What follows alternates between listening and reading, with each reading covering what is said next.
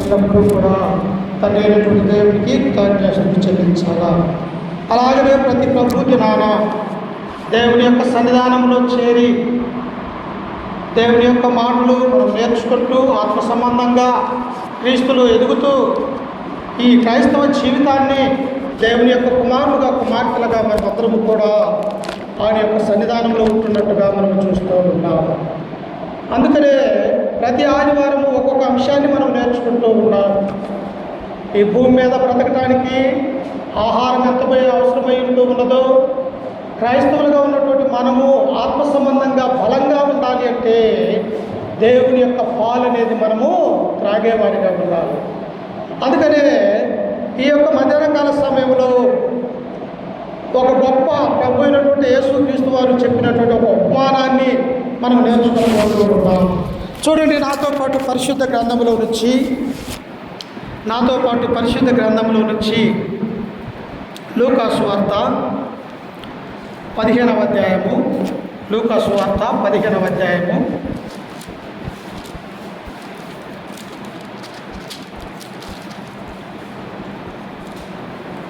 11వ వచనాన్ని చదువుకుందాం. లూకా సువార్త 15వ అధ్యాయము 11వ వచనాన్ని చదువుకుందాం.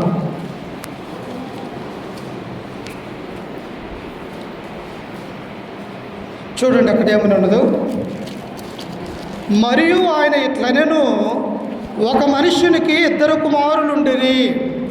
వారిలో చిన్నవాడు తండ్రి ఆస్తిలో నాకు వచ్చు భాగమిమ్మని తన తండ్రిని అడగగా అతడు వారికి తన ఆస్తిని పంచిపెట్టెను. ఈ ఉపమానం మన అందరికీ కూడా చాలాసార్లు బోధించి వినేటువంటి వారిగానే ఉంటూ ఉన్నాం. ఇక్కడ ప్రభు అయినటువంటి యేసుక్రీస్తు వారు ఈ యొక్క లోకములో ఉన్నప్పుడు అనేకమైనటువంటి దేశాలు, అనేకమైనటువంటి ప్రాంతాలు వెళ్ళి పరలోక రాజ్యంలో ఉన్నటువంటి ఆ మర్మాలని లోకంలో ఉన్నటువంటి యూదులకు, ఇశ్రాయేలు ప్రజలకి బోధిస్తున్నటువంటి వారిగా మనం చూస్తూ ఉన్నాం. అప్పుడు ఈ ఉపమానాన్ని అక్కడ తెలియజేస్తూ ఉన్నాడు. ఏమంటూ ఉన్నాడు? అయ్యా, ఒక తండ్రికి 2 కుమారులు ఉన్నారు. ఆ 2లో ఉన్నటువంటి ఒక చిన్న కుమారుడు ఏం చేస్తూ ఉన్నాడంటే, తండ్రి ఆస్తిలో నాకు వచ్చు భాగం ఇమ్మని తన తండ్రిని అడగగా. ఎప్పుడు అడుగుతారమ్మా తండ్రి ఆస్తి, కొడుకులు భాగాలు? ఒకవేళ తండ్రి మరణించినప్పుడు పంచుకోవటానికి వీలుగా ఉంటూ ఉన్నది. లేకపోతే తండ్రి వృద్ధాప్యంలో ఉన్నప్పుడు, ఆయన నడవలేనటువంటి స్థితిలో ఉన్నప్పుడు, కుమారులు కుమార్తెలు పెద్దవారైతూ ఉన్నప్పుడు, అయ్యా ఈ బాధ్యతలు అనేవి నేను మోయలేను కాబట్టి మీరు బాధ్యతలుగా తీసుకొని కుటుంబాన్ని నడిపించండి అని ఇచ్చేవారిగా ఉంటూ ఉన్నారు.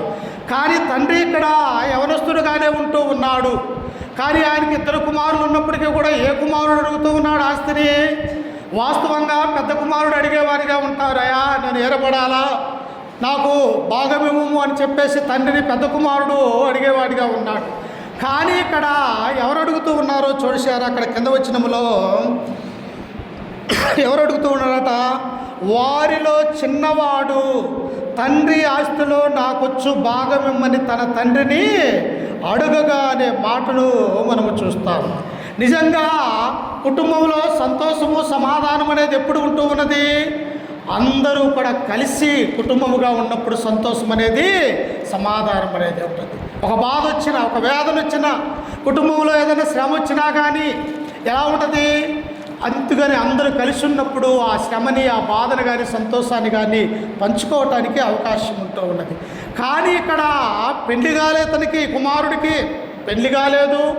అలాగనే తన తండ్రి దగ్గరకు వచ్చి ఆస్తి ఇమ్మని అడిగేవారిగా ఉంటూ ఉన్నారు. ఈనాడు కూడా లేరా అమ్మా? అనేక మంది కూడా తల్లిదండ్రుల యొక్క మాట వినక, దేవుని యొక్క చిత్తము తెలుసుకోక, దేవుని యొక్క వాక్యం అనేది చిన్న బిడ్డలకు అర్థం కాక తమ యొక్క తండ్రిని దూషించే వారిగా ఉన్నట్టుగా బైబిల్ యొక్క గ్రంథం మనకు సెలవిస్తూ ఉంది. అందుకని అలాంటి వారిగా ఉన్నటువంటి ఈ యొక్క చిన్నవాడు నాకు నా యొక్క ఆస్తిని, నాకొచ్చు భాగాన్ని ఇవ్వమని యొక్క చిన్నవాడు తండ్రిని అడిగినప్పుడు ఆయన ఏం చేస్తూ ఉన్నాడట? చూడండి, ఆ కింద వచనములో చదువా. తన తండ్రిని అడగగా అతడు వారికి తన ఆస్తిని పంచిపెట్టెను. కొన్ని దినములైన తరువాత ఆ చిన్న కుమారుడు సమస్తమును కూర్చుకొని దూరదేశమునకు ప్రయాణమైపోయి అచ్చట తన ఆస్తిని దుర్వ్యాపారము వలన పాడు చేసెను. ఇదిగో గమనించాలా ప్రియులారా, తల్లిదండ్రుల యొక్క లోబడి ఉంటే పిల్లలు చెడిపోవటానికి అవకాశం ఉండదు. ఎప్పుడైతే తండ్రి తన యొక్క ఆస్తిని చిన్న కుమారుడికి పంచిపెట్టాడో, ఈ తీసుకున్నటువంటి సమస్తమైనటువంటి డబ్బును, పొలాలని, ఈ యొక్క ఆస్తిని, భూమిని, ఇండ్లని అన్నీ తీసుకొని డబ్బు చేసుకున్నాడు ఈ చిన్న కుమారుడు. ఇక ఎక్కడికంటే తన ఫ్రెండ్స్ వేసుకొని దూర ప్రాంతానికి వెళ్ళిపోయాడు ప్రియులారా. అంటే తన జీవితము, తన యొక్క హృదయము నా కుటుంబంలో ఉంటే కాడికి ఇదిగో స్నేహితుల యొక్క మాట వినాలన్నటువంటి ఆలోచన కలిగి ఉన్నాడు. తండ్రి అంటే ఎవరిగా ఉన్నాడు ఇక్కడ? ప్రభు అయినటువంటి తండ్రి అయినటువంటి దేవుడిగా ఇక్కడ ఉంటూ ఉన్నాడు. ఈ చిన్న కుమారుడు దేనికి సాదృశ్యంగా ఉన్నాడు? లోకానికి సాదృశ్యంగా ఉన్నట్టుగా మనము చూస్తూ ఉన్నాం. ఈనాడు కూడా మానవులుగా ఉన్నటువంటి మనము దేవుని యొక్క కుమారులుగా, కుమార్తెలుగా ఉండి ఆయనకు లోబడవలసినటువంటి మనము దేవునికి విధేయత కలిగి ఆయన యొక్క మాటల్ని, ఆయన యొక్క ఆజ్ఞలు గైకొనవలసినటువంటి మనము కూడా దేవుని నుండి, దేవుని సన్నిధి నుండి దూరమైపోయేవారిగా మనము కూడా ఉంటూ ఉన్నాం. అందుకనే దేవుడి ఉపమానాన్ని తెలియజేస్తూ ఉన్నాడు. అయ్యా, ఒక తండ్రికి 2 కుమారులు ఉన్నారు. వారిలో పెద్దవాడు తండ్రిని అంటిపెట్టుకొని ఉన్నాడు. ఈ చిన్న కుమారుడు ఇంకా వివాహం కానప్పటికీ కూడా నా ఆస్తిని నాకు ఇవ్వు అని చెప్పేసి తన యొక్క ఆస్తిని, ఐశ్వర్యాన్ని తీసుకొని తన భాగాన్ని ఇదిగో దూర దేశ ప్రాంతాలకు వెళ్ళి ఏం చేశాడట? దుర్వ్యాపారము చేశాడు. అంటే దాని అర్థం ఏంటో తెలుసా? దుర్వ్యాపారం అంటే అక్కడే ఉన్నది చూడండి, లూకాసు వార్త 15వ అధ్యాయము. దుర్వ్యాపారం అంటే ఏం చేశాడో చూడండి ఒకసారి. 15వ అధ్యాయము 30వ వచనాన్ని చదువుకుందాం. 15:30. అయితే నీ ఆస్తిని వేశ్యలతో తినివేసిన ఈ నీ కుమారుడు రాగానే ఏం చేశాడంటే ఈ ఆస్తిని తన ఇష్టం వచ్చినట్టు ఖర్చు పెట్టాడు ప్రియులారా. ఎందుకంటే తల్లిదండ్రులు భయం లేదు, పెద్దలంటే భయం లేదు. ఇదిగో నేను ఈ పని చేస్తుంటే నా తల్లి ఇదిగో ఇది వద్దని చెప్పే వారు ఆ యొక్క చిన్న బిడ్డ దగ్గర లేరు. తండ్రి ఇదిగో ఇది చేయకూడదయా, మంచి మార్గంలో ఉండాలి అని చెప్పటానికి ఇతడు తన యొక్క తల్లిదండ్రులు, తన యొక్క బంధువుల్ని, తన యొక్క గ్రామాన్ని వదిలివేసి దూర ప్రాంతానికి వెళ్ళి తన యొక్క ఆస్తిని పాడు చేసుకునేవాడిగా ఉంటూ ఉన్నారు. ఎలా వచ్చింది ఇతనికి ఆలోచన? చూడండి నాతో పాటు పరిశుద్ధ గ్రంథములో నుంచి ఎలా వచ్చిందంట అలాంటి ఆలోచన. సామెతల గ్రంథము 18వ అధ్యాయము. ఎవరికి వస్తుంది ఇలాంటి ఆలోచనలు? చూడండి ఒకసారి. సామెతల గ్రంథము 18వ అధ్యాయము 1వ వచనాన్ని మనం చదువుకుందాము.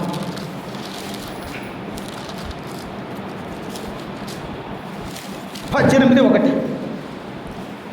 వేరుండ కోరువాడు స్వేచ్ఛానుసారుడుగా నడుచువాడు. ఎలాంటి వాడంట? నేనేరే ఉండాలా, ఇదిగో నా తల్లిదండ్రులతో నేను కలిసి ఉండకూడదు, నా అన్నదమ్ములతో నేను కలిసి ఉండకూడదు అని ఆ మనస్సు, ఆ యొక్క స్వభావం ఏదైతే ఉంటూ ఉన్నదో ఈ జ్ఞాని అయినటువంటి సొలొమోను తెలియజేస్తూ ఉన్నాడమ్మా. ఏమంటూ ఉన్నాడు అక్కడ? వేరుండగోరువాడు తన యొక్క జీవితాన్ని ఏం చేసుకుంటాడంట? వేరుండగోరువాడు స్వేచ్ఛానుసారుడుగాను నడుచువాడు, అట్టివాడు లెస్సైన జ్ఞానమునకు విరోధి, బుద్ధిహీనుడు వివేచనయందు సంతోషింపక. ఎలాంటి జ్ఞానం ఉన్నది అతడికి? తనకు మంచి జ్ఞానం లేదు ప్రియులారా. అదే మంచి జ్ఞానం ఉంటే దేవుని యందు భయము, భక్తి కలిగి ఉండేవాడు, తల్లిదండ్రులకు లోబడేవాడు, పెద్దలకు విధేయత కలిగి ఉండేవాడు. ఆ తన యొక్క అన్న ఎలాగైతే తండ్రికి లోబడి విధేయత కలిగి తన తండ్రి దగ్గరే ఉన్నాడో అలాంటి స్వభావం లేనటువంటి వాడిగా ఈ చిన్న కుమారుడిని మనము చూస్తూ ఉన్నాం. అందుకే ప్రియులారా, దేవుని యొక్క వాక్యం అనేది నా జీవితాన్ని బాగు చేయగలిగినటువంటిది. దేవుని యొక్క వాక్యం అనేది మనలో ఉన్నటువంటి పాపాన్ని బయటకు తీసి దేవుని యొక్క గ్రంథములు, ఆ మాటలు మన యొక్క హృదయానుసారములో ఉండటానికి దేవుడు ఏర్పాటు చేసినటువంటి వాక్యము అన్నటువంటి విషయాన్ని మనము తెలుసుకోవాలా. అందుకనే జ్ఞానము, ఎలాంటి జ్ఞానము కలిగినటువంటి వాడంట ఇతను? లెస్ అయినటువంటి జ్ఞానము. అంటే తన హృదయములో లోక సంబంధమైనటువంటి జ్ఞానం ఉన్నది, కానీ ఏమి తినాలా, ఏమి త్రాగాలా, ఎలా సిగరెట్ కాల్చాలా, ఎలా మందు తాగాలా, ఎలా పేకాట ఆడాలా, ఎలా అచ్చుబొమ్మ ఆడాలా అని ఈ లోక సంబంధమైనటువంటి విషయాల మీద అతను ధ్యాస ఉంచాడు. కానీ ఎందుకు నా తండ్రిని నేను కష్టపెట్టాను, నా తండ్రి దగ్గర నుంచి నేను ఎందుకు ఈ యొక్క ఆస్తిని ఐశ్వర్యాన్ని అడిగాను అన్నటువంటి ఆ భావన ఈ చిన్న కుమారుడికి లేనట్టుగా మనము చూస్తూ ఉన్నాం. ప్రియులారా, ఏమైపోయిందో చూడండి ఒకసారి. లూకా సువార్త, అతను దుర్వ్యాపారం చేసి తన ఆస్తిని పోగొట్టుకుంటూ ఉన్నప్పుడు తన జీవితం ఎలా చీకటిమయమైపోయిందో ఒకసారి చూడండి. లూకా సువార్త అక్కడే 15వ అధ్యాయము 13వ వచనాన్ని మనం చదువుకుందాం. 14 చదువుకుందాం. అదంతయు ఖర్చు చేసిన తరువాత ఆ దేశమందు గొప్ప కరువు సంభవింపగా వాడు ఇబ్బంది పడిసాగి వెళ్ళి ఆ దేశస్థులలో ఒకని చెంత చేరెను. అతడు పందులను మేపుటకు తన పొలములోనికి వాడిని పంపెను. ఎన్నాళ్ళు ఉంటుందమ్మా ఆస్తి? కొండైనా కానీ కూర్చొని తింటే తరిగిపోతుందా? ఉంటుందా అమ్మా?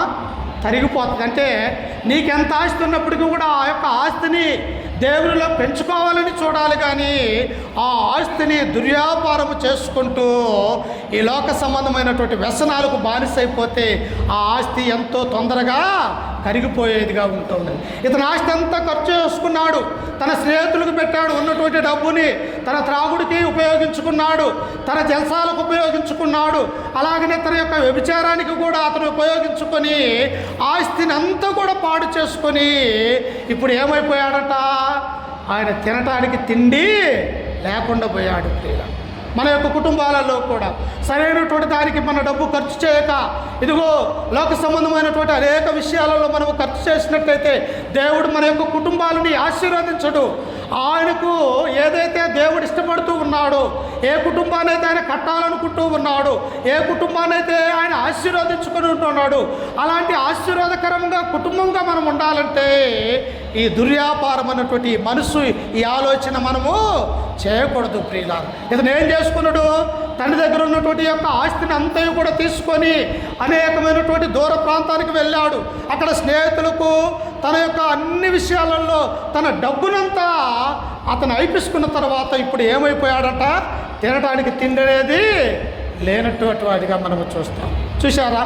తండ్రి దగ్గర ఉంటే అదే, తన యొక్క అన్న దగ్గర ఉన్నట్టయితే అదే, తన యొక్క ఊర్లో ఉన్నట్టయితే అలాంటి ఆలోచన వచ్చే ఉండేదా?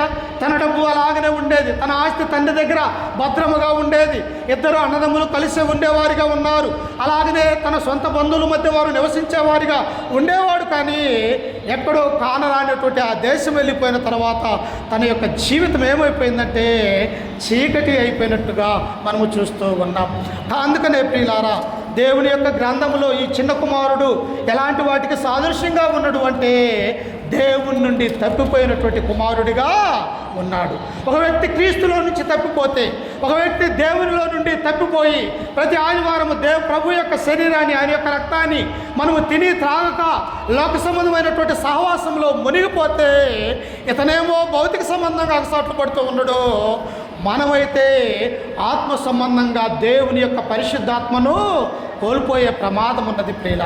అదే దేవుల్లో ఉండి క్రైస్తవులతో సహవాసం కలిగి ఉండి ఆయన సన్నిధిలో తండ్రి అయినటువంటి దేవుణ్ణి ఆరాధించుకుంటూ ప్రభు అయినటువంటి యేసుక్రీస్తు యొక్క మాటలు వింటూ మన యొక్క హృదయంలో దేవుని యొక్క వాక్యాన్ని భద్రపరుచుకున్నట్టయితే మన జీవితము అంతకంతకు దేవుడు వృద్ధిలోనికి తేవటానికి అవకాశం అనేది ఉంటూ ఉన్నది. అప్పుడు ఈ యొక్క చిన్న కుమారుడు ఏం చేస్తూ ఉన్నాడట? అతను తినడానికి తిండి లేదు. ఆ దేశంలో ఉన్నటువంటి ఒక వ్యక్తి దగ్గరికి వెళ్ళి, అయ్యా నేను ఆకలితో ఉన్నాను, తినటానికి నాకు ఏమీ కూడా లేదని ఆ దేశంలో ఉన్న ఒక యజమానుడి దగ్గరికి వెళ్ళినప్పుడు అతను ఏం చేశాడో తెలుసా? నీకు ఆహారం పెట్టాలంటే నా దగ్గర కొన్ని పందులు ఉన్నాయి, ఆ పందులను కాసే ఉద్యోగంలో నీవు చేరమన్నాడు. వాస్తవంగా ఇతను యూదుడు, పందులు మేపటానికి అసహ్యము పంది అనేది. కానీ యూదుడుగా ఉన్నటువంటి ఈయన బ్రతకటానికి ఏది అవసరమైనది? ఈ పందులు ఎటు తిరిగి నేను కాయాల్సినదే. నేను బ్రతకాలంటే, నా పొట్ట నింపుకోవాలంటే, ఇదిగో దేవుడు వ్యతిరేకమైనటువంటి ఈ పందులు ఉన్నప్పటికీ కూడా దీనిని నేను పోషించకపోతే నాకు బ్రతుకు తెరువు లేదు అనుకున్నాడు ఈ యొక్క యూదుడైనటువంటి చిన్న కుమారుడు ప్రియులారా. కానీ ఏం చేస్తూ ఉన్నాడో చూడండి. కింద వచ్చిన మనం చదువుకుంటూ ఉన్నప్పుడు ఆయన 16వ వచనం, వాడు పందులు తిను పొట్టుతో తన కడుపు నింపుకొన ఆశపడను కానీ ఎవడును వానికేమియు. చూశారా, తండ్రి దగ్గర ఏమేమి ఉన్నాయి? మంచి భోజనం ఉన్నది తండ్రి దగ్గర, మంచి ఆస్తి ఉన్నది తండ్రి దగ్గర. తండ్రి దగ్గర అనేక మంది పనివారు బ్రతుకుతున్నారు. తండ్రి దగ్గర తన కుమారుడైనటువంటి పెద్దవాడు బ్రతుకుతున్నాడు, తన మొదటిగా అన్నైనటువంటి వాడు బ్రతుకుతున్నాడు. కానీ ఇతనికి తండ్రిని వదిలిపెట్టి, తండ్రి ఇంటిని వదిలిపెట్టిన ఈయన జీవితం ఎలా ఉన్నదట? ఆ పందులు మేపుచు ఆ పందులు తినే పొట్టును తినాలని కోరుకుంటాడు. ఒక మనిషి ఆ పొట్టును తినగలమా అంటే తన యొక్క జీవితం ఎంత దుర్బలంగా ఉన్నదో చూడండి ఒకసారి. దేవుణ్ణి వదిలిపోయినటువంటి జీవితాలు ఎలా ఉంటాయో ఒకసారి ఆలోచన చేయండి.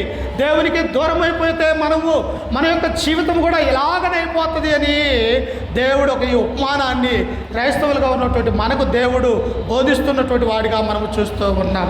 అప్పుడు ఏం చేశాడంటే ఆయన, వాడు పందులు తిను పొట్టుతో తన కడుపు నింపుకొన ఆశపడను కానీ ఎవడును వానికేమీ ఇయ్యలేదు. ఇతని దగ్గర డబ్బు ఉన్నప్పుడు అందరూ స్నేహంగా ఉన్నారు. ఇతని దగ్గర డబ్బు ఉన్నప్పుడు బంధువులు, రక్త సంబంధికులు అందరూ కూడా మావాడే అని అన్నారు. కానీ ఎప్పుడైతే ఇతని డబ్బంతా ఖర్చు అయిపోయి ఉన్నదో ఎవడు కూడా అతని దగ్గరికి రాలేదు. మనం కూడా చూస్తాం కదమ్మా, ఈనాడు అనేక మంది కూడా లోక సంబంధంగా మనం కూడా చూస్తూ ఉన్నప్పుడు మన దగ్గర డబ్బు ఉన్నప్పుడు ఒక రీతిగా మాట్లాడతారు, డబ్బు లేకపోతే హీనంగా చూస్తారు. అదే మనము కొంచెం ఉన్నతంగా ఉన్నట్టయితే వారు మంచిగా గౌరవిస్తారు. అదే లేని వారిని ఎలా ఉంటారు? తీసివేసి మాట్లాడేవారిగా మనము లోకములో మనము చూస్తూ ఉన్నాం. ఇతని యొక్క జీవితం కూడా ఎలా ఉన్నదంటే ఈ పందులు మేసే పొట్టును తినాలని ఆశపడుతూ ఉన్నాడు. కానీ ఆ పొట్టును మానవుడు అన్నటువంటి వాడు ఎవడన్నా తినగలుగుతాడా? ఏదన్నా కాయలో లేకపోతే ఇంకేదన్నానో తినగలిగి, లేకపోతే నీళ్లు తాగి తన యొక్క కడుపును నింపుకోగలడు. కానీ ఈ పొట్టును తిని అరిగించలేనటువంటి స్థితిలో మానవుడు ఉన్నట్టుగా మనము చూస్తూ ఉన్నాం. అప్పుడు తనకు ఒక ఆలోచన వచ్చినది. ప్రియులారా, అమ్మా, మనకు ఎప్పుడు ఆలోచన వస్తుంది?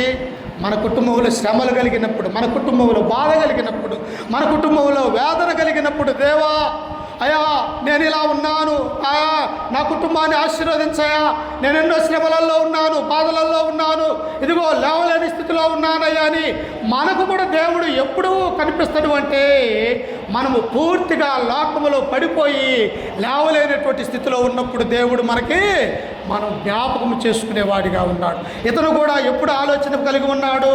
చూడండి అక్కడే ఇతను కూడా ఎలా ఆలోచన కలిగి ఉన్నాడంట? 17వ వచనం చూడండి ఒకసారి. అయితే బుద్ధి వచ్చినప్పుడు వాడు నా తండ్రి వద్ద ఎంతోమంది కూడిన వాళ్ళకి అన్నము సమృద్ధిగా ఉన్నది, నేనైతే ఇక్కడ ఆకలికి చచ్చిపోవు సున్నాను. అమ్మ, ఎప్పుడు ఆ మనిషికి బుద్ధి వచ్చినదంట? తన జీవితంలో ఎప్పుడు మారు మనసు వచ్చినదంట? తన జీవితంలో ఆ డబ్బంతా కూడా ఖర్చు చేసుకొని అతని యొక్క జీవితం అంతా కూడా దుర్వ్యాపారం వల్ల చేసుకొని ఇదిగో తినడానికి తిండి లేక పందులు వేసి ఆ పొట్టును తినాలన్నటువంటి ఆశ కలిగి ఉన్నప్పుడు అప్పుడు అతనికి ఎవరు గుర్తొచ్చారంటమ్మా? తండ్రి గుర్తొచ్చాడు. మనకు కూడా మా యొక్క చిన్నప్పుడు కూడా ఏదైనా ఇబ్బంది వచ్చినప్పుడు మనకు కూడా ఎవరికి గుర్తొస్తారు? మన తండ్రి తల్లి గుర్తొస్తుంది. అయ్యో, నా తల్లి అయితే నన్ను బాగా చూసేది, నా తండ్రి అయితే నన్ను బాగా చూస్తాడు కదా, నేను ఈ అరణ్యంలోనికి వచ్చి లేకపోతే ఇదిగో తెలియనటువంటి చోట్లలోనికి వచ్చి ఈ రకంగా నేను ఇబ్బంది పాలవుతూ ఉన్నానే అని చెప్పేసి మనకు కూడా ఎప్పుడు తెలివి వస్తుంది? తల్లిదండ్రికి దూరం అయిపోయినప్పుడు ఆ బాధ అనేది తెలుస్తుంది ప్రియుల. అదే తండ్రి ఉన్నట్టయితే తన యొక్క కుమారుడికి, తన యొక్క కుమార్తెకి ఏదో అవసరమైతే తండ్రి తల్లి కష్టపడి తమ యొక్క కుమార్తెలను పోషించేవారిగా ఉంటూ ఉన్నారు. ఇతను ఏమైపోయాడు? పూర్తిగా తల్లిదండ్రులు వదిలివేసినటువంటి వాడిగా ఈ చిన్న కుమారుడిని మనము చూస్తూ ఉన్నాం. అప్పుడు అతనికి ఏమొచ్చినదంటమ్మా? బుద్ధి వచ్చినప్పుడు. ఎప్పుడు బుద్ధి వస్తూ ఉన్నది? పాపంలో ఉన్నప్పుడు, దేవునికి దూరమైపోయినప్పుడు, శ్రమలలో ఉన్నప్పుడు, బాధలలో ఉన్నప్పుడు. అయ్యో, నా దేవుని నివాసమైన మందిరానికి నేను వెళ్ళాలి, నా దేవునికి నేను ప్రార్థన చేయాలి, నా దేవుని నేను స్తుతించాలన్నటువంటి ఆలోచన ఒక మనిషికి ఎప్పుడు వస్తుందంటే ఈ లోకములో పాపములో పడిపోయినప్పుడు అట్టి ఆలోచన అనేది వస్తూ ఉంటూ ఉన్నది ప్రియుల. అప్పుడు ఆ కుమారుడు ఏమంటూ ఉన్నాడు అంటే, నా తండ్రి దగ్గర ఎంతోమంది పనివారు దాసులు ఉన్నారు. వారు సమృద్ధిగా వారికి అక్కడ అన్నము దొరుకుతూ ఉన్నది. నేనైతే ఆకలికి చచ్చిపోవచ్చున్నాను. నేను లేచి నా తండ్రి వద్దకు వెళ్ళి, తండ్రి, నేను పరలోకమునకును విరోధముగాను నీ ఎదుట నేను పాపము. ఇదమ్మ దేవుడు కోరుకునేది. ఏం కోరుకుంటూ ఉన్నాడట? తప్పిపోయినటువంటి కుమారుడు తన తండ్రి దగ్గరకు వస్తే తండ్రి దగ్గరకు తీసుకోడా? ఎందుకు తీసుకుంటాడు. అయ్యో, నా నుంచి దూరం అయిపోయి అక్కడ తిన్నాడో తినలేదో, ఎంత కష్టపడి ఉన్నాడో అని తమ యొక్క కుమారుడు కానీ కుమార్తెను కానీ తల్లిదండ్రుల దగ్గర తీస్తారు, కానీ వేరెవ్వరు కూడా దగ్గరికి మనల్ని తీయరు ప్రియులారా. అందుకనే తన ఆలోచనలు అనుకుంటున్నాడు, అయ్యా, నేను తినడానికి తిండి లేక ఎంతో అగసాట్లు పడుతూ ఉన్ననే. నా తండ్రి దగ్గర అనేక మంది పనివారు ఉన్నారే, వారు సమృద్ధమైనటువంటి ఆహారము తింటూ ఉన్నదే. నాకైతే తినడానికి ఈ పందులు మేసే పొట్టు కూడా నాకు దొరకట్లేదని అప్పుడు అతనికి హృదయంలో ఆలోచన కలిగి నా తండ్రి ఇంటికి వెళ్ళాలి అని అతడు ఆలోచించాడు ప్రియులారా. మన తండ్రి ఇల్లు అంటే ఏంటిది చూడండి ఒకసారి. తండ్రి ఇల్లు అంటే ఏంటిదో హెబ్రీయులకు రాసినటువంటి పత్రిక ఏంటి ఆ తండ్రి ఇల్లు, తండ్రి ఎవరు అసలు అన్నటువంటి సత్యాన్ని మనము చూస్తూ ఉన్నప్పుడు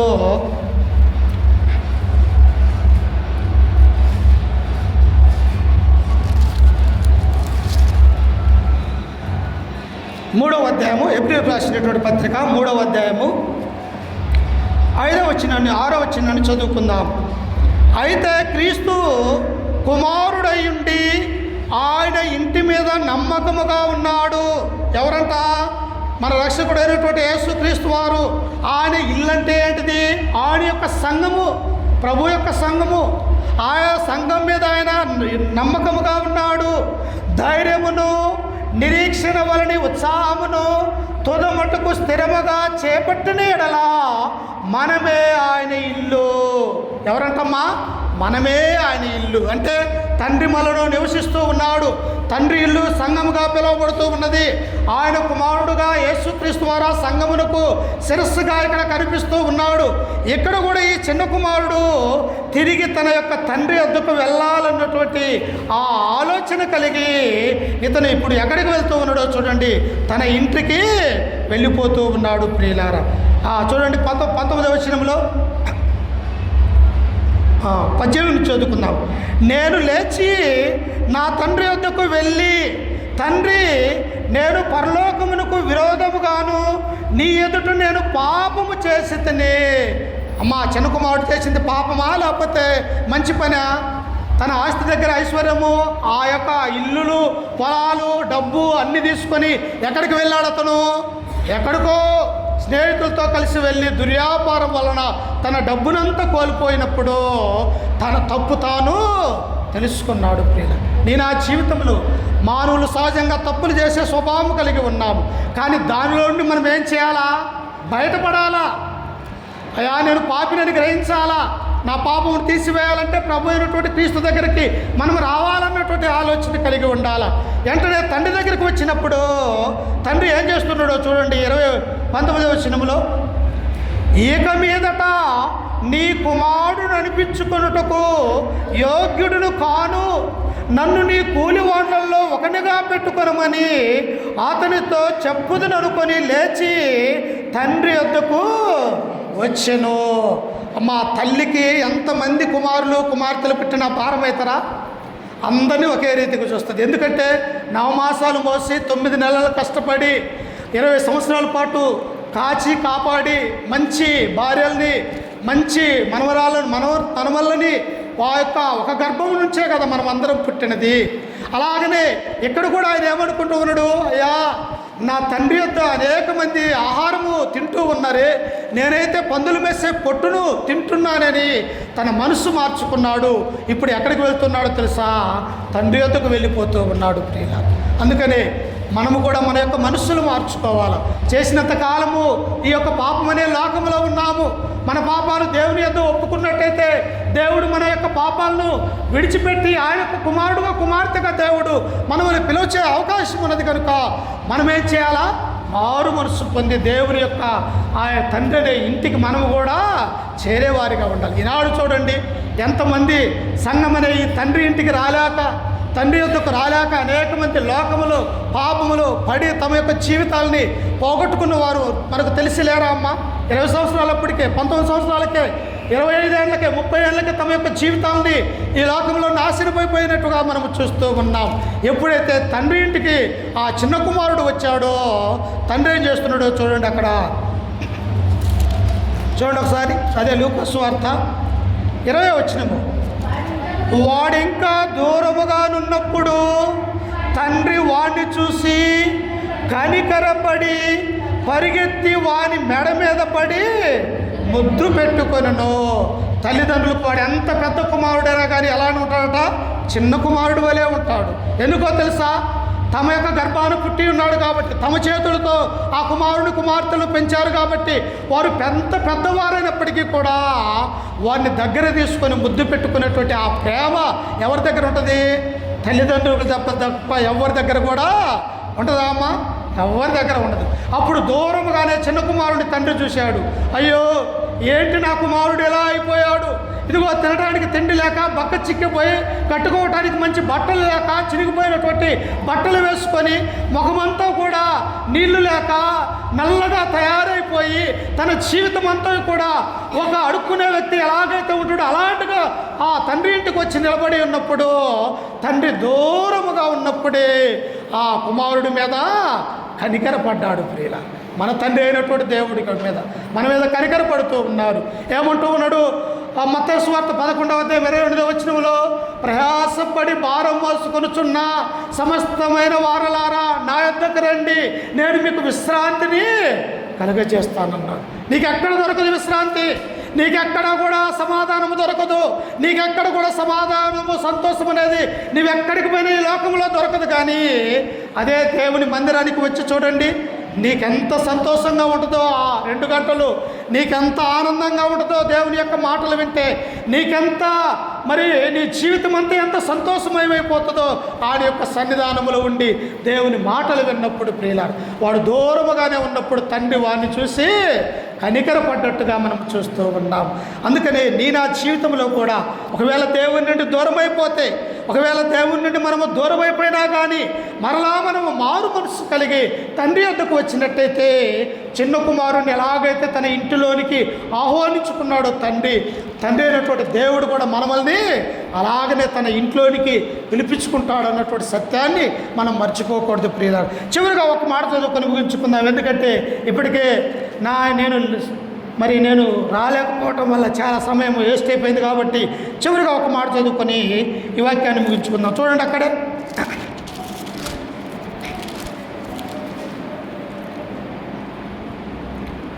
21వ వచనం. అప్పుడు ఆ కుమారుడు అతడితో, తండ్రి, నేను పరలోకమునకు విరోధముగాను నీ ఎదుట పాపముని చేసి తిని, ఇక మీదట నీ కుమారుడు అనిపించుటకు యోగ్యుడును కాను. అయ్యా, నువ్వు బ్రతుకున్నాగానే నీ ఆస్తిని నేను అడిగాను, నా ఆస్తిని నాకు ఇవ్వమని నీ మనసుని నేను బాధ పెట్టాను. ఇదిగో నీ హృదయాన్ని నేను గాయపరిచాను, నా అన్నను బాధపరిచినాను, ఇదిగో నిన్నును నేను బాధపరిచినాను, నా తల్లిని నేను బాధపరిచినాను. మీరు బ్రతుకుండగానే నా ఆస్తిని నాకు ఇమ్మని మిమ్మల్ని ఎంతో వేదనకు గురి చేసిందో చెప్పలేను. కనుక ఇక నుంచి నీ కుమారుడు అనిపించుటకు నేను యోగ్యుడును కాను అన్నాడు. కానీ తండ్రి మర్చిపోతాడా అమ్మ? తప్పిపోయిన మన యొక్క కుమారులు ఏదన్నా ఇబ్బందులలో ఉంటారు, ఏదన్నా శ్రమలలో ఉంటారు, లేదా ఏదన్నా ఆపదలలో ఉంటారు. తల్లిదండ్రులుగా మనం వారిని ప్రేమించమా? వారు ఎంత మట్టి పూసుకొని వచ్చినా, ఎంత బురద పూసుకొని వచ్చినా, వారు చూడటానికి అసహ్యంగా ఉన్నప్పటికీ కూడా తల్లిదండ్రులు తమ యొక్క కుమార్తెల మీద ప్రేమ అనేది చనిపోదు అన్నటువంటి సత్యాన్ని దేవుడు ఇక్కడ మనకు తెలియజేస్తూ ఉన్నాడు. వెంటనే తండ్రి ఏమంటూ ఉన్నాడు అంటే చూడండి, అక్కడ ఏమంటూ ఉన్నాడట ఆయన. అయితే తండ్రి తన దాసులను చూసి ప్రశస్త వస్త్రము త్వరగా తెచ్చి వీనికి కట్టి, వీని చేతికి ఉంగరము పెట్టి, పాదములకు చెప్పులు తొడిగించుడి, క్రొవ్విన దూడను తెచ్చి వధించుడి, మనము తిని సంతోష పడుదుము. ఈ నా కుమారుడు చనిపోయి మరలా బ్రతికెను. ఏమైపోయాడంట? ఈ నా కుమారుడు లోకములో పడి చనిపోయాడు, కానీ మరలా తన బుద్ధి తెచ్చుకున్నాడు, మరలా మారు మనసు పొందాడు, మరలా క్రీస్తులోనికి వచ్చాడు, మరలా దేవుని యొక్క మందిరం అనే తండ్రి ఇంటికి వచ్చాడు. కనుక ఇతనికి ప్రశస్తమైనటువంటి వస్త్రములను ధరింపజేయుడి అంటూ ఉన్నాడు. నీ నా జీవితంలో కూడా ప్రశస్తమైనటువంటి వస్త్రములు ఎప్పుడు మనల్ని దేవుడు తొడగలడు? ఈ లోకంలో నీతిగా, నిజాయితీగా, యథార్థముగా దేవుని యొక్క కుమారులుగా, కుమార్తెలుగా ఉంటున్నప్పుడు దేవుడు పరలోక రాజ్యములో నీ కొరకు, నా కొరకు అక్కడ ప్రశస్తమైనటువంటి వస్త్రాలను మన కొరకు దాచిపెట్టి ఉంచినాడు. ప్రియులారా, ఎప్పుడు నా కుమారులు నా దగ్గరకు వస్తారా అని ఆయన ఎదురు చూసేవాడిగా మన యొక్క తండ్రి ఉంటూ ఉన్నాడు. వెంటనే ఇంకా ఏం చేస్తూ ఉన్నాడు? ఒక ఉంగరాన్ని పెట్టాడు. ఉంగరము, బంగారు ఉంగరం ఎవరికి ఇస్తామమ్మా? ఇతరుల కుమారులకు ఇస్తామా? మనకు పుట్టిన కుమారులకు ఇస్తామా? మనకు పుట్టిన కుమారులకే బంగారం కానీ, వెండిని కానీ, ఆస్తిని కానీ, ఐశ్వర్యం కానీ మన గర్భాన పుట్టినటువంటి పిల్లలకి ఇస్తాము. అలాగనే ఈ లోకంలో ఉన్నటువంటి మనము క్రీస్తులోనికి వచ్చి యేసుక్రీస్తు ఎలాగైతే మరణము అయ్యి సమాధి చేయబడి తిరిగి లేచాడో, మనము కూడా బాప్తిస్మం అనే కార్యక్రమం ద్వారా మరణించి సమాధి చేయబడి తిరిగి లేచి దేవుని యొక్క కుమారులుగా, కుమార్తెలుగా దేవుని సంఘములో చేర్చబడ్డాము. కాబట్టి ఇప్పుడు దేవుడు మనకి ఒక ఉంగరాన్ని ఇస్తూ ఉన్నాడు. ఆ ఉంగరాన్ని పొందుకోవాలంటే, ఆ ప్రశస్తమైనటువంటి వస్త్రాలు మనము ధరించుకోవాలి అంటే, నీ నా జీవితంలో దేవునితో, తండ్రి అయినటువంటి దేవునితో సంతోషముగా, సమాధానముగా ఉండాలంటే, ఈ నా కుమారుడు తప్పిపోయి మరలా బ్రతికాడు, చనిపోయి మరలా బ్రతికాడు, ఇతడు నా కుమారుడని చేర్చుకున్నాడు. అలాగనే నీవు ఇంకా దేవుని యొక్క సన్నిధానానికి రాలేక ఇంకా పాపంలో పడి ఉన్నావా? ఇదిగో ఇప్పుడే అనుకూల సమయం, ఇదే రక్షణ దినమని దేవుడు అంటూ ఉన్నాడు. కాబట్టి చిన్న కుమారుడు వల్ల అనేక మంది తమ యొక్క జీవితాలను బాగు చేసుకొని దేవుని సన్నిధానానికి వచ్చినట్టయితే ఆయన దూరముగా ఉన్నట్టే నీ మీద కనికరపడి నిన్ను తన ఇంటిలోనికి ఆహ్వానించి ప్రశస్తమైనటువంటి వస్త్రము తొడిగి నీకు బంగారము పెట్టి ఆయన ప్రవ్విన దూడను వధించి అందరితో కలిసి సంతోషపడును. అందుకనే దేవుని యొక్క సంఘములో ఏముంటుందంట? సంతోషము, సమాధానము ఉంటుంది. ఎక్కడా కూడా దొరకదు. ఏ సినిమాకు పోయినా నీకు సంతోషం దొరకదు, అది 3 గంటల ఆట. లేకపోతే ఏ డ్యాన్స్ పెట్టకపోయినా కూడా నీ కన్నులకు అప్పటికప్పుడే ఆనందం కలుగుతుంది, కానీ మనస్సు సంతోషపడుతుంది. గుర్తుపెట్టుకోవాలి, ఎక్కడ సంతోషం ఉంటుంది? దేవుని మందిరములు, దేవుని సంఘములు, క్రైస్తవులతో సావాసం కలిగినప్పుడు నీ నా జీవితాలను దేవుడు ఆశీర్వదిస్తాడన్నటువంటి ఈ యొక్క వాక్యాన్ని మీకు తెలియజేస్తూ ఈ మాటలు నేను ముగించుకుంటూ ఉన్నాను. ఇప్పటివరకు ఓర్పుతో ఉన్న మీ అందరికీ మన రక్షకుడు ప్రభు అయినటువంటి యేసుక్రీస్తు ద్వారా వందనాలు తెలియజేస్తూ ఈ వాక్యాన్ని ముగించుకుంటూ ఉన్నాను. చిన్న ప్రార్థన చేసుకున్న తదుపరి ఆరాధన జరిగించుకుందామమ్మా.